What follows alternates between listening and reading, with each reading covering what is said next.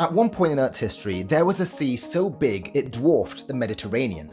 It stretched from the Alps all the way to Central Asia. It was so big it covered an area the size of India. And funny enough, today almost nobody knows it ever existed. This was the Paratethys Sea, which eventually became a lake, the largest the world has ever seen.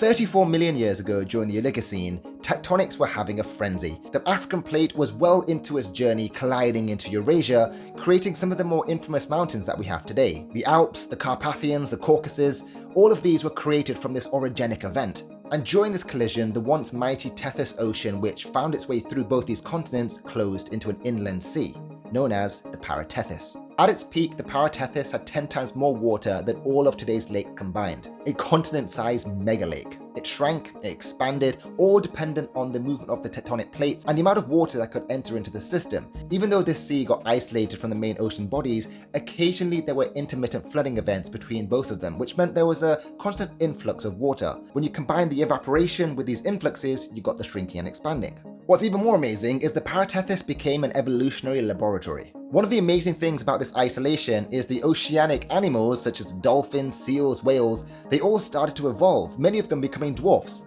One example is the Chetotherium rheabini. This 3-meter whale is the smallest known whale in the history of Earth. We even had miniature seals and brackish mollusks. Entire ecosystems reinvented themselves as the water chemistry changed and fluctuated throughout millennia. As time went by, the Paratethys eventually evaporated, losing its once mega status as being the largest lake in Earth's history. Today's remnants include the Black Sea, the Caspian Sea, and the Aral Sea, which is mostly dried up now. The Paratethys is a reminder that sometimes the biggest things also fall the hardest. And in a geological blink of an eye, things can change and paths can be written and other paths can be closed. If you enjoyed this video, like, comment, share, follow, and I'll see you in the next one.